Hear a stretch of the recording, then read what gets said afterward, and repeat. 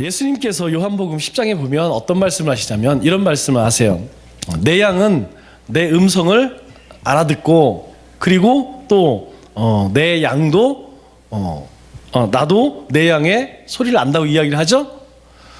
내 양은 주인의 목소리를 안대요. 주인도 자기 양의 목소리를 안다는 거죠. 제가 예전에 신장로라고 그랬죠.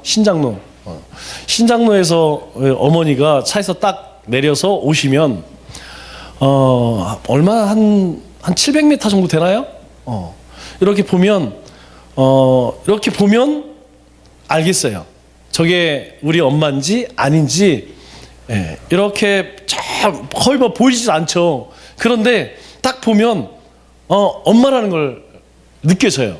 왜 그러냐면 걷는 모습이나 그런 걸을 때의 어떤 특징 그런 것 때문에 그냥 이렇게 보면 그러면 뭐 엄마가 버스를 타고 내렸어. 그러면 뭐 사왔겠죠? 그래서 기다리는 거죠. 여러분들 다 그랬죠.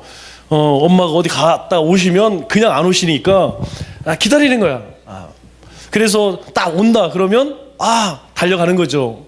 뭐 엄마가 좋아서 가겠어요? 엄마가 사오는 것 때문에 가는 거지? 그런데 제가 아들이 이제 군대를 갔는데 군대 이제 입소를 하게 되면 신고식을 하잖아요. 그러면 신고식 한번 할 때 막 한 2,000명, 3,000명 들어와요. 그런데 정말 놀라운 게 뭐냐면 그 많은 사람들 가운데에서 자기 아들을 찾아낼까요? 못 찾아낼까요? 못 찾아내는 사람은 진짜 부모가 아닐 거야 아마. 데려다 키운 거예요 그거는. 저도 그 많은 애들 중에서 못 찾을 줄 알았어요. 그런데 거기에 서 있는 게 보이더라고요. 그런데 제가 박여사하고 이제 한 6년쯤 되나? 아마 25년, 6년쯤 돼요. 이제 그쯤 되니까 엄마하고 살았던 시간보다 더 많죠. 그러다 보니까 이제 시내에서도 운전을 하며 지나가서도 이게 언뜻 그냥 스쳐 지나가도 알을까요, 모를까요? 알아요. 저기 지금 박 여사가 지금 싸돌아다니고 있구나. 저기 지금 혼자 방황하고 있구나. 저기 지금 저기 또 쇼핑하러 카드 긁으러 다니고 있구나. 금방 알 수 있어요. 본인은 모르겠지만 그렇게 스쳐 지나가도 금방. 그러면 우리 성도님들은 알 수 있을까요, 모를까요? 여러분들이 이 시내에서 돌아다닐 때에 제가 운전하고 쫙 지나가면 여러분들은 못 보겠지만 여러분들이 잠깐 스쳐 지나가는 그것을 알아요. 제가 이 예수님께서 그 말씀을 하실 때 그 생각이 들더라고요. 주인은, 목자는 자기 양을 알고 자기 양도 주인을 안다는 거예요. 왜 그럴까요? 제가 가만히 생각해 보니까 관심이죠. 아니 목자에게 관심은 자기 양일 테고 양의 관심은 주인이겠죠. 왜? 생명이거든요. 목자에게는 양이 생명이고 양에게는 목자가 생명이죠. 그렇기 때문에 그 어떤 것보다 관심이 많아요. 아마 여기 계신 분들 마찬가지죠. 여러분의 관심이 누굽니까?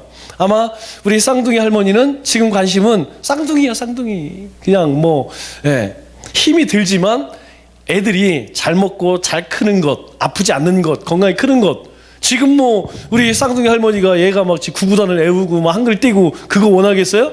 아니에요. 그냥 잘 먹고 잘 자고 그러면 돼. 그리고 또 하나 관심이 누구냐면 애 아빠. 걔는 성진집 사는데 아들이거든. 그러니까 얘가 어떻게 내일 가서 일해야 되는데 오늘 어떻게 애가 좀 애들이 잘 자갖고 그죠? 그 다음 애가 누구냐면 이제 며느리겠지. 그죠? 왜냐하면 관심 가는 것에 사람의 마음은 움직이는 것 같아요. 우리도 마찬가지잖아요. 우리 가족이 제일 먼저고 그리고 우리 교인들. 그러니까 우리 가족에 어떤 일이 생기면요 물불 안 가려요. 또 우리 교인이 다른 교인들과 싸웠다. 그러면 누구 편 들어요? 당연히 우리 편 들죠. 여러분 외국에 나가서 또는 외국 사람하고 내가 보는 데서 싸워. 그러면 어떤 사람이 일본 편 들겠어요? 다 한국 사람 편 들죠. 그죠? 외국에 나가면 그래서 다 애국자가 된다는 말이 바로 내가 속해 있는 그것에 관심을 갖게 되는 것이죠. 하나님의 음성을 사모하는 사람, 하나님께 관심을 두는 사람, 그 사람이 하나님의 사랑을 받겠죠. 그죠? 또 하나님의 관심을 받는 사람이 하나님께서 주시는 축복도 누릴 수 있겠죠.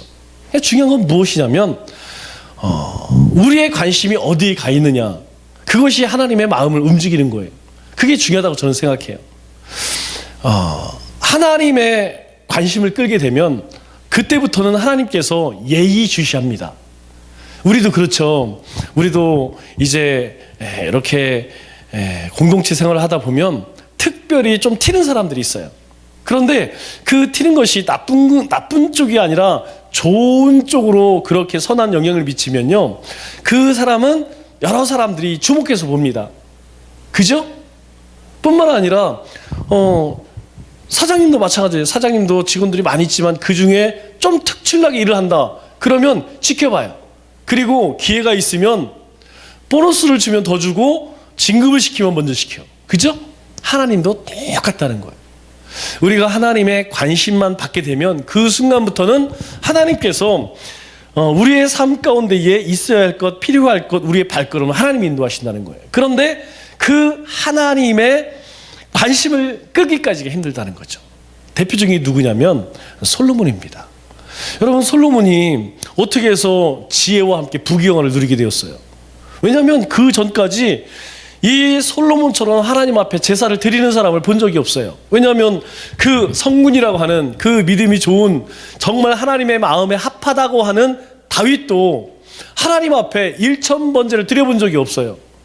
하나님 앞에 그렇게 충성하고 순종하고 정말 하나님이라고 하면 이 다윗이 목숨을 내놓고 그렇게 충성했던 신실한 왕이었지만 하나님 앞에요, 그렇게 1000번제로 예물을 드려본 적이 없어. 그런데 하나님께서요, 이 솔로몬이 왕위에 오르면서 제사를 드리는데 1000번제를 드리는 거예요. 여러분 한번 상상을 해보세요. 그냥 소가 아니고 염소가 아니고 양이 아니고 비둘기라고 한번 생각해 보세요. 비둘기 1000마리를 갖다 놓고 비둘기를 한번 잡는다고 생각해요. 비둘기가 우리가 보기 힘드니까 닭이라고 할게요. 닭을 만약에 1000마리를 잡는다고 한번 생각해 보세요. 그런데 하나님 앞에 소 1000마리를, 여러분 그게 보통 일이 아니죠. 그게 보통 마음 가지고 안 되는 거죠. 하나님께서 그 모습을 보고 기겁을 하신 거예요. 놀라신 거예요. 아니, 이제까지 내가 이런 사람을 보지를 못했어. 이렇게 하나님의 관심을 끄는 사람이 없는 거예요. 그래서 하나님께서 그에게 그가 원했던 지혜뿐만 아니라 그 전 일생을 통하여서 부귀영화를 누리게 하셨어요. 사실 솔로몬의 삶을 보면요, 그렇게 믿음의 삶을 산 건 아니에요. 순전히 아버지 덕분에 살았던 것이지, 만일 그 솔로몬의 행위로 본다고 하면 하나님의 진노를 받아도 몇 번을 받을 만한 그런 존재였어요. 그럼에도 불구하고 그가 왕위에 오르면서 그런 하나님의 관심을 끌었기 때문에, 또 다윗이 그렇게 하나님의 마음에 합한 자로 관심을 끌었기 때문에 그 삶을 하나님이 축복하신다는 거예요. 여러분, 저는 여러분이 그랬으면 좋겠어요. 여러분들이 예배를 드릴 때에도 그냥 예배 드리고 내가 시간이 나서, 여러분 그거 누가 못하겠어요? 시간이 남아 들어와서 예배 드리는 건요, 그거는 다 아는 거예요. 그러나 내가 분주한 가운데, 정말 바쁜 가운데서도 내가 이 시간만큼은 하나님께 드리겠다라고 하는 그런 믿음의 결단이 있을 때에, 물질도 마찬가지예요. 여러분, 물질이 남아 들어가서 하나님 앞에 드리는 사람이 어디 있어요? 제가 우리 교회에 나가서 항상 자랑하는 몇 가지가 있는데 그 중에 하나가 헌금이에요. 나는 우리 성도들 이 물질 생활에 대해서는 어디 가서도 자신 있게 이야기할 수 있어요. 여러분, 우리 성도 99%가 다 11조 합니다. 저는 여태까지 그런 거 못 봤어요. 제가 정말 이상한 사람들 중에, 아주 이상한 사람들 많잖아요, 교회에도. 네. 이게 이제 장로님 그룹이에요. 장로님 그룹. 사업을 하시는 분들인데, 이분들은 11조를 어떻게 내냐면 월정으로 내, 월정. 자기가 11조를 정해놓고 11조 뭐 50만 원, 50만 원, 100만 원 정해놓고 그렇게 내. 그래서 내가 물어봤어요. 왜냐하면 이분이 이제 돈이 굉장히 많은 분이에요. 뭐 장사하시는 분이니까 현금 막 돈 많이 벌어, 엄청 많이 벌어. 그랬더니 하신 얘기가 매월마다 수입이 들쭉날쭉하다는 거야. 어느 달에는 100만 원 벌고, 어느 달에는 200만 원 벌고. 그래서 자기가 그냥 똑같이 그냥 힘 하나씩 내기로 했대. 그런데 그거보다 더 많이 벌까요? 덜 벌까요? 더 많이 벌죠. 훨씬 많이 벌죠. 11조 절약하려고 그냥 자기 나름대로 꼼수를 써갖고, 여러분 그게 무슨 의미가 있어요? 하나님께 드려지는 것은 내가 드리기 어려운 상황에서 믿음으로 할 때에 하나님이 감동받으시려는 거라니까요. 저는 적어도 우리 성도님들 삶 가운데에 하나님께서 그 헌신과 물질에 대한 축복은요, 우리 성도님들 삶 가운데 하나님께서 넘치게 더 하실 거라고 생각해요. 왜냐하면 저도 여러 신앙생활 하시는 봤잖아요. 그런데 우리 성도님들 같이 이렇게 하시는 분들은 없어요. 이렇게 정말 자기가 맡은 일을 끝까지 하려고 하는 헌신과 정말 하나님 앞에 어떻게든지 최선을 다해서 그렇게 예물을 드리려고 하는 분들이 많지가 않아요. 하나님을 감동시키면요, 하나님의 관심을 끌으면요, 하나님이 하시는 거예요. 우리 교회가 이제 영성생활의 기초를 이제 닦았어요. 여러분 2년 동안 여러분들이 잘 말씀을 쫓아오신 분들, 성탐을 또 제자훈련을 또 큐티를 계속 하신 분들은 여러분 우리 마음 가운데에 어떤 마음이 생겨지냐면 하나님의 관심이 무엇인가 라는 게 느껴져요. 여러분 하나님의 관심은 뭘까요? 여러분들이 막 출세를 하고 여러분의 자녀가 잘 되고 뭐 여러분들이 막 그거 아니라니까요. 하나님의 관심은 한 영혼에게 있다는 것을 알게 돼요. 우리가 말씀을 깊이 들어가서 예수님이 길이요 진리요 생명이라는 것이 절실하게 느껴지면 그 다음에 그 주님의 마음이 우리 마음 가운데에 느껴져요. 그냥 목사님이 하시는 말씀 아니면 성경에서 이게 아니고 주님의 마음이 우리 마음 가운데에 느껴져요. 우리 자녀들이 막 힘들어하고 고통스러워하면 어때요? 부모님들이 그 마음을 알게 있죠? 여러분 대화 안 해도요, 남편이 들어오고 아내가 들어오고 그리고 자녀들이 딱 들어와서 휙 지나가는 것만 보면 아이들 상태를 안다니까요. 마찬가지라는 거. 오늘 우리가 이 빌립보서 말씀을 함께 묵상하면서 사실 이 말씀은 한 번에 끝내야 되는데 세 번에 끝내요. 먼저 사도 바울이 이 빌립보 성도들에게 인사를 나눌 때에 뭐라고 인사한다고 그랬죠? 은혜와 평강이 너희에게 있을지어다 라고 이야기해요. 저는 여러분 삶 가운데 하나님이 부어주시는 은혜가 충만하여서 하나님이 주시는 평강이 여러분 삶과 가정 가운데 충만하기를 주님의 이름으로 축원합니다. 두 번째로 이 빌립보 성도들에게 감사하는 게 있죠. 감사하는 이유가 무엇이냐면 그들이 복음을 위하여서 어떻게 한다고요? 그들이 복음을 위한 일을 위해서 정말 헌신하는 그런 사람들이라는 거예요. 그래서 뭐라고 이야기해요? 자, 우리 4절인가요? 5절인가요? 자, 첫날부터 이제까지 복음을 위한 일에 참여하고 있기 때문이라. 복음을 위한 일이 뭡니까? 본인들이 예수님을 통하여서 구원을 얻은 것처럼 그 일, 사람 살리고 영혼 구원하는 일, 그 일에 어떻게 했다고요? 참여했대요. 그러니까 그 일을 위해서 하나님 앞에는 부르짖고 말씀을 듣고 그리고 그것으로 힘을 얻어서 나가서 힘있게 복음을 전했다라는 것을 이야기했죠. 여러분 이 빌립보라고 하는 곳이 만만치 않은 곳이잖아요.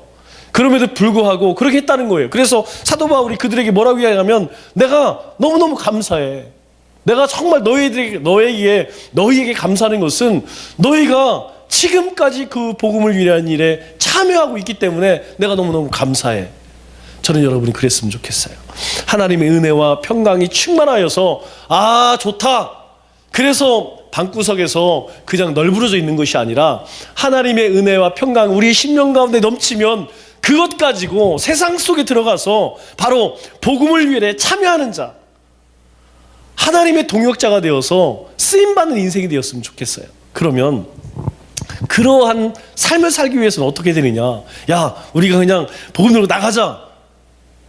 그렇게 해도 돼요. 그러나 그렇게 하면 잘못하면 복음을 전하는 것이 아니고 자기 생각을 전할 수 있는 거예요. 이게 우리가 조심해야 되는 거예요. 그래서 오늘 9절 말씀에 뭐라고 이야기합니까? 자, 내가 기도하노라. 너희가 이 복음을 전하는 일에 지금 참여하고 있는데 내가 너희를 위해서 간절히 기도하는 몇 가지가 있는데 그 첫째가 뭐냐면 너희 사랑을 지식과 모든 총명으로 점점 더 풍성하게 하사. 자, 여기 지식과 총명 잘랐죠? 너희 사랑을 지식으로 더 풍성하게 하사. 가장 먼저 이야기하는 것이 무엇이냐면 너희 사랑을, 그러니까 하나님께 받은 그 사랑을 가지고 복음에 참여하는 자로, 복음을 위한 일에 참여하는 자로 너희가 쓰임 받고 있는데, 너희가 그 사랑을 지식으로 알아야 한다, 그렇게 이야기를 하는 거죠. 여러분, 지식이 뭡니까? 성경에서 여러분들에게 몇 번 이야기했죠. 안다. 이 안다라고 하는 것은 경험되어진 지식을 이야기하는 거예요. 하나님을 만난 경험. 그러니까 하나님은 전지전능하시고 무수부지하시고 이거 얘기하는 것이 아니고 내가 만난 하나님. 즉 여기서 너희 사랑을 지식과라고 할 때에 이 사랑은 어떤 것이냐면 내가 경험한 사랑을 이야기한다는 거예요. 그 사랑이 뭐냐? 로마서 10장 2절로 3절 말씀을 한번 볼게요. 자, 내가 증언하노니 그들이 하나님께 열심히 있으나 올바른 지식을 따른 것이 아니니라. 주님을 위해서 열심히 일해요. 그런데 그들이 뭐라고 이야기하면 열심은 있으나 올바른 지식을 따른 것이 아니라. 올바른 지식이 아니라는 건 뭐예요? 하나님을 경험해서 내가 하나님을 만나서 행한 것이 아니고 하나님과의 경험 없이 그냥 자기 멋대로 했다, 그렇게 이야기하는 거죠. 그래서 하나님의 의를 모르고 자기 의를 세우려고 힘써 하나님의 의에 복종하지 아니하였느라. 이 얘기가 뭐냐면 우리는 주님이 우리 안에 함께 하시기 때문에 우리가 그 성령 하나님과 계속해서 교제를 나누고 그분이 경험되어져야 되는데 그게 안 되는 거야. 그러니까 뭐가 나와요? 죽었던 예수 그리스도로 말미암아서 죽었던 내 자아가 다시 나오는 거예요. 내가 나오는 거예요. 그 얘기예요. 하나님의 의를 모르고 자기 의를 세우려고 내 삶 속에서 하나님이 나와야 되는데 하나님은 안 나오고 뭐가 나온다는 거예요? 자기 자랑만 나오는 거예요. 나를 통하여서 많은 영혼들을 구해야 되는데 많은 영혼을 구했다고 내가 이런 사람이야, 이렇게 변질되어져 버렸다는 것이죠. 그렇기 때문에 이 빌립보 성도들에게 첫 번째 당부하는 것이 무엇이냐면 너희가 경험한 그 사랑, 그런데 그 사랑은 너희가 반드시 경험되어진 사랑이어야 된다는 거예요. 그냥 머리로 아는 사랑이 아니고 내가 철저히 하나님을 만나서 그 하나님이 주신 하나님을 경험하여서 하나님을 만나서 경험한 그 사랑을 너희가 전할 수 있어야 된다는 것. 두 번째로 총명을 바탕으로 사랑하라, 이렇게 이야기했죠. 자, 첫째는 너희 사랑을 지식으로 더 풍성해 하고, 두 번째 너희 사랑을 모든 총명으로 점점 더 풍성해 하라, 이렇게 이야기하죠. 그런데 이 총명이라고 하는 말이 참 재밌어요. 이 총명이라는 말이 신약에서 몇 번 나올까요? 한 번 나옵니다. 오늘 본문에 여러분 총명이라는 말이 많이 나올 것 같잖아요. 그런데 이 총명이라는 말이 단 한 번밖에 안 나오는데 이 뜻이 무엇이냐면 통찰력이라는 뜻이에요. 통찰력. 여러분, 통찰력이라는 것은 무엇을 이야기하냐면 하나님의 말씀과 하나님의 뜻이 깨달아지는 걸 얘기해요. 성경 말씀을 들으면 이것이 하나님의 뜻이구나, 이것이 우리를 향한 하나님의 권면이구나라는 것을 알아야 되는데 성경을 읽어도 이게 뭔 말이요? 설교를 들어도 이게 뭔 말이요? 말귀를 못 알아들어. 하나님의 말씀을 듣거나 우리가 묵상하거나 하나님의 말씀을 읽을 때에 그 속에서 하나님의 뜻을 발견해내는 것, 그걸 뭐라고 그래요? 총명이라는 거예요. 그래서 우리 공부하는 아이들에게는 총명탕도 먹인다고 하더라고요. 총명탕 먹이는 이유가 뭐예요? 그거 먹으면 막 산수가 보여져, 막 수학이 보여져, 영어가 막 보여져. 그거예요. 총명탕을 먹으면 그냥 1 더하기 2는 2다, 이것이 막 보여지는 거야. 마찬가지라는 거예요.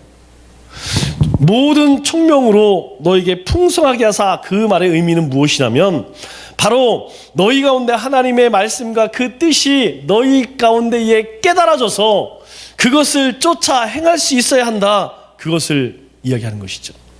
여러분, 왜 제가 작년까지는 찬양하면 우리 박수로 하나님께 영광 돌립시다, 올해부터는 아멘으로 바꿨을까요? 아멘은 어떤 사람이 아멘을 할까요? 그 하나님의 말씀이 선포되어질 때 내 마음에 와서 팍 하고 박힐 때에 내 입에서 나도 모르게 아멘이 나오는 거예요. 그죠? 우리가 아멘이라고 하는 말이 언제 나오냐면 하나님의 말씀이 깨달아지고 하나님의 뜻이 깨달아져서 내 심령 가운데 와서 팍 박히면 나도 모르는 사이에 아멘이 나오는 거예요. 여러분 속으로 아멘하지 마시고, 저는 아멘하면 막 원고를 잊어버려. 헷갈려. 예전에 그런 분이 있었어요. 꼭 여기 앉아갖고, 여러분 그렇습니다. 아멘. 그렇습니다. 아멘. 도대체 설교하다가 원고가 어딘지 아멘 하도 신경 써요. 그래도요, 여러분 마음 가운데 하나님께서 알게 하시고 깨닫게 하면 여러분 아멘 하셔야 돼요. 왜 그러냐면 그 아멘은 무엇을 의미하냐면 바로 하나님께서 우리를 총명케 하셔서 하나님의 말씀과 뜻을 깨닫게 하시는 거예요. 그런데 10절 말씀을 보니까 또 하나 이야기해요. 뭘 이야기하냐면 너희 지극히 선한 것을 분별하며, 이렇게 이야기해요. 분별하며. 여러분 이 분별이라는 말이 굉장히 중요한 의미를 가지고 있습니다. 이 분별이라고 하는 말은 지금은 여러분 위조 지폐가 있으면 위조 지폐를 그 위조 지폐 감별기에 딱 넣죠. 뭐 이렇게 형광등 같은 데 있어요. 딱 넣으면 그 지폐 속에 여러 가지 이제 장치들이 있죠. 그것이 쫙 보여져요. 그런데 예전에는 그런 게 없었을 거 아니에요. 그러니까 이 위조 지폐를 찾아내는 여러 가지 방법 중에 하나가 무엇이냐면 우리 햇볕에다가 이 등불에다 딱 비치면 이 돈에 있는 그림들이 보여져요, 안 보여져요? 보여지죠? 예. 아마 해보셨을 거예요. 보면 여기 안에 뭐 세종대왕 그림도 있고 또 뭐 여러 가지 그 형광 뭐 이런 것들이 있어요. 그래서 그냥 보면 안 보여요. 그런데 햇볕에 딱 이렇게 비춰보면 안에 숨겨져 있는 그림들이 나와. 요걸 뭐라고 얘기하냐면 분별이라고 이야기해요. 그러면 왜 위조 지폐를 진짜인지, 이게 진짜 돈인지 가짜 돈인지 왜 합니까? 무엇이 가짜인지 무엇이 진짜인지 알기 위한 것이죠. 그러니까 이 빌립보 성도들에게 이 사도 바울이 당부하는 것이 무엇이냐면, 첫째는 너희가 하나님의 사랑을 경험해야 된다. 또 하나, 너희가 하나님의 사랑을 깨달아야 한다. 그리고 세 번째로 이야기하는 것이 무엇이냐면 분별해야 한다. 어떤 것이 진짜인지 어떤 것이 가짜인지. 왜? 사람의 감정은 믿을 수가 없어요. 여러분 하나님의 말씀으로 우리 가운데에 감동이 올 때가 있고 내가 좋아하는 것으로 감동이 올 때가 있다니까. 그런데 이걸 잘 몰라. 여러분 드라마 보면서 눈물이 나요, 안 나요? 안 나요? 이 집사님은 좀 문제가 있는 거예요. 저는 요새 그 드라마 보면 아마 감동적인 거 보면 사랑의 불시착이 언제 하죠? 받은 관계가 나오질 않지. 그래요? 하여튼 막 좀 슬픈 거 보면 가슴이 막 그죠? 막 저리고 아프고 드라마인 거 알면서도 막 이입이 돼. 여러분 우리가 하나님의 말씀을 듣거나 하나님의 말씀을 묵상할 때에 우리의 마음이 그렇게 움직일 때가 있어요. 그런데 이 조심해야 할 것이 무엇이냐면 이것이 진짜 성령님이 주시는 감동인지 아니면 내 감정에 의한 감정인지 이걸 분별할 수 있어야 된다. 또 하나, 우리 가운데에 사람들이 와서 칭찬을 해요. 아이고 목사님 참 좋으시네. 그런데 그것이 진짜로 좋은 것인지 아니면 나를 이용하려고 하는 것인지 분별할 수 있어야 된다. 또 한 가지는 하나님의 말씀이 진리인지 가짜인지 분별할 수 있어야 된다. 사도 바울이 왜 빌립보 성도들에게 이런 이야기를 할까요? 지금 빌립보 성도들이 그렇지 못하다는 거예요. 빌립보 성도들이 지금 교회 안에 세상 것이 들어왔는데 그 들어온 것이 하나님이 주시는 사랑이 아니에요. 세상적인 사랑이야. 그런데 세상적인 사랑을 하나님의 사랑으로 오해한다니까? 하나님의 뜻이 아니에요. 하나님 말씀이 아니에요. 그런데 그들이 그것이 마치 하나님의 뜻인 양, 마치 하나님의 말씀인 양 속고 있는 거예요. 그래서 그들에게 너희가 지폐를 분별하듯이 그것을 분별하라는 거예요. 지극히 선한 것을 분별하며. 여기서 지극히 선한 게 뭘까요? 지극히 선한 것은 예수 그리스도밖에 없는 것이죠. 하나님의 말씀을 얘기하는 거죠. 어떤 것이 진짜 하나님의 말씀이고 하나님의 뜻인지 너희가 분별해라. 그렇게 이야기하는 것. 그런데요, 구약에는 이 똑같은 단어가 다른 의미를 쓰이고 있어요. 어떤 의미를 쓰이냐면 경영하다라는 말을 쓰여요. 우리 이사야 14장 24절 말씀을 보면 만군의 여호와께서 맹세하여 이르시되 내가 생각한 것이 반드시 되며 내가 경영한 것을 반드시 이루리라. 내가 경영한 것을 반드시 이루리라 할 때에 이 경영이라고 하는 말이 이 신약의 분별과 같은 단어예요.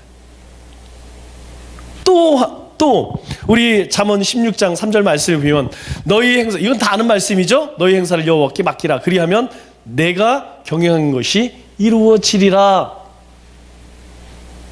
경영이라는 것은 우리 가정 살림하시는 분들도 알죠? 가정 우리 한 달 수입이 100만 원이야. 그러면 100만 원을 오늘도 치킨 시켜 먹고 내일도 치킨 먹고 치킨만 먹으면 맛이 없으니까 피자도 같이. 그래서 오늘도 치킨, 피자, 내일도 여러분 그렇게 하나요? 여러분 수입이 생기면 그 수입을 어떻게 해요? 제일 중요한 것부터 뭐 공과목을 먼저 내야 할 것들 내고 그 다음에 뭐 자녀들을 위해서 낼 거 내고 그리고 남는 것 그걸 가지고 그죠? 쓰죠. 그걸 무엇이라고 하냐면 경영이라고 하는 거예요. 그러니까 이 경영이라고 하는 의미는 무엇이냐면 어떤 것에 더 먼저 쓰고 어떤 것을 나중에 쓸 것인지 그것을 결정하는 것이라는 거예요. 여러분 만일 분별력이 없으면 어떻게 했어요? 뭐가 우선인지 뭐가 나중인지도 모르고 그냥 한 달 수입 그냥 막 써버리겠죠. 그러다면 어떻게 되겠어요? 가정 파탄 나는 것이지 뭐. 경제 파탄 나는 거죠. 그래서 오늘 뭐라고 이야기해요? 지극히 선한 것을 분별하며 네 삶 가운데 뭐가 우선순위인지 네가 분명히 알아야지. 내가 내 인생을 경영해야 할 줄 알아야지. 내가 내 사명을 경영할 줄 알아야지. 또 한 가지 이야기하죠. 10절 중반절 말씀을 보니까 또 진실하여 허물 없이. 여러분 진실하여 허물 없이란 뜻이 뭐예요? 하나님 앞에 어떤 위선적인 상태도 없는 것이라는 거죠. 하나님 앞에 어떤 숨겨놓은 게 없다는 거예요. 그런데 이 진실이라고 하는 개념도 아주 재미가 있어요. 예전에 지금도 마찬가지지만 그림이나 뭐 도자기나 위조가 많이 있을까요? 없을까요? 많이 있겠죠. 자, 뭐 고려청자가 있어요. 그런데 고려청자가 깨진 거야.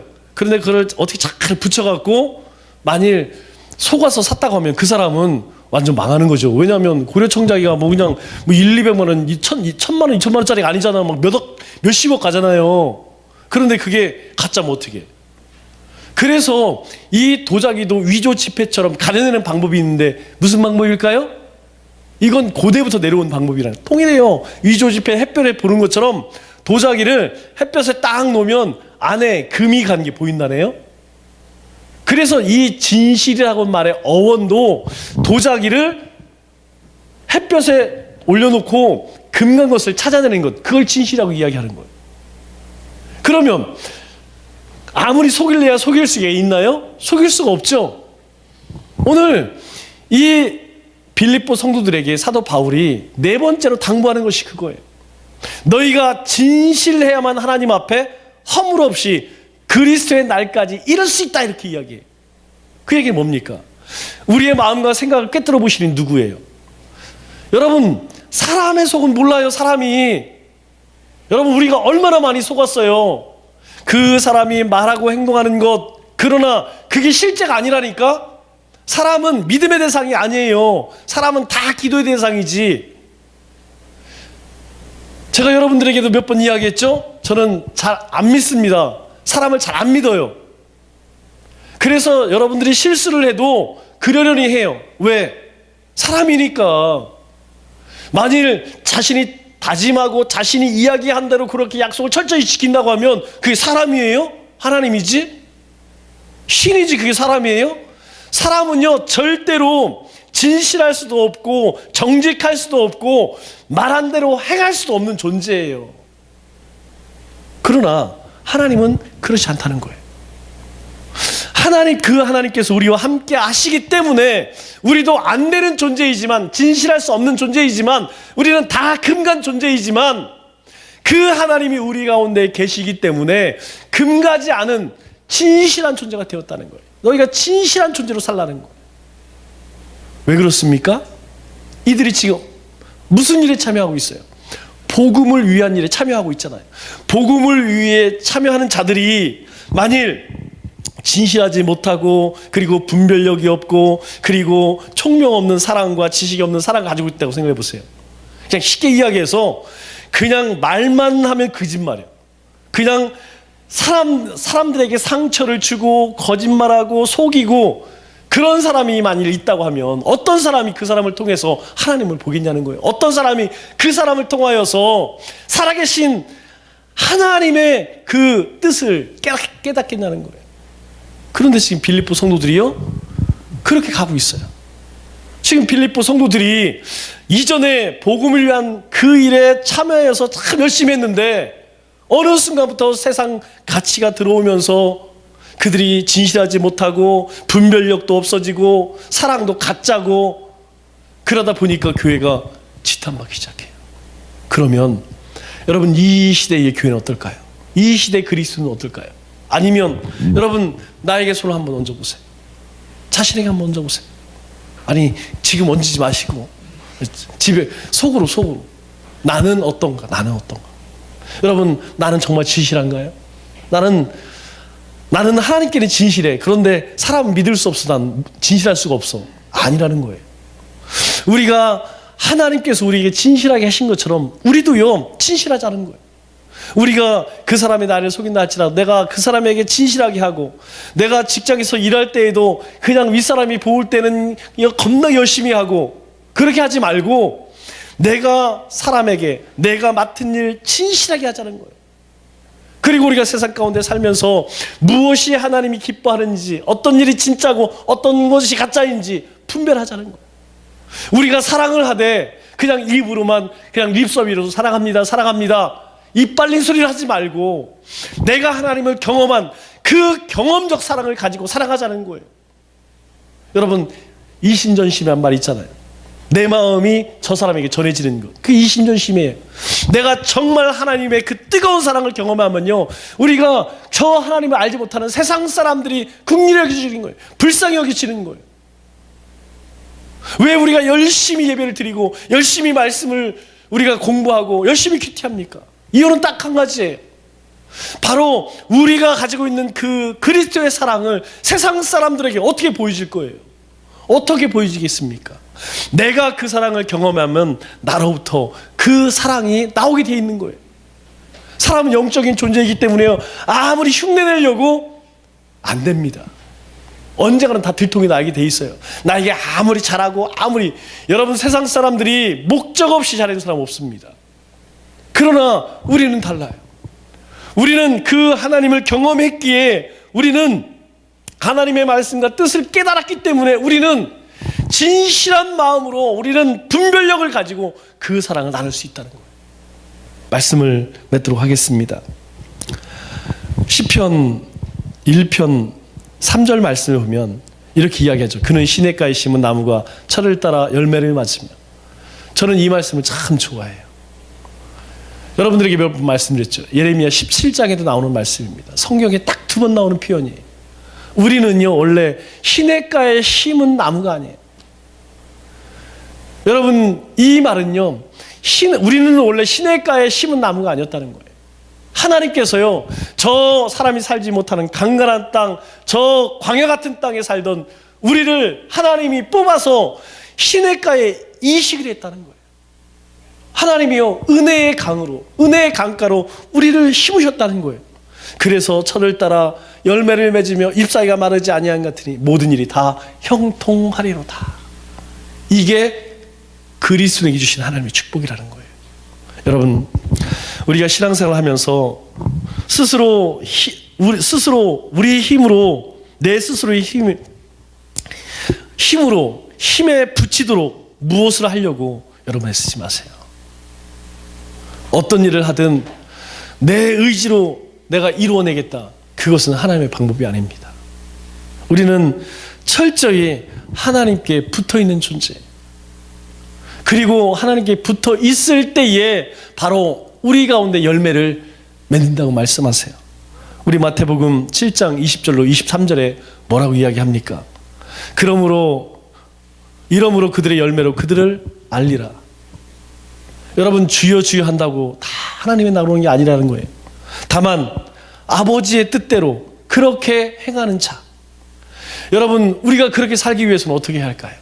내가 열심히 할까요? 아니라는 거예요. 하나님께 붙어 있으면 된다는 거예요. 하나님을 붙들면 된다는 거예요. 필리포 성도들이 그랬어요. 복음을 위한 일을 참여하기 위해서 그들 열심히 했어요. 그런데요, 어느 순간 그들이 주님으로부터 멀어지니까 그들이 세상에서 빛을 잃게 되었어요. 어쩌면 이 시대의 그리스도의 모습일지도 몰라요. 여러분, 남은 3일 동안 여러분 다른 것 고민하지 마시고 내가 정말 주님 곁에 붙어 있는가? 내가 주님이 주시는 힘으로 살고 있는가? 내가 주님과 동행하고 있는가? 그리하여서 여러분 삶 가운데 풍성한 열매가 있는 우리 믿음의 권속들 되시고 주님의 이름으로 축원합니다.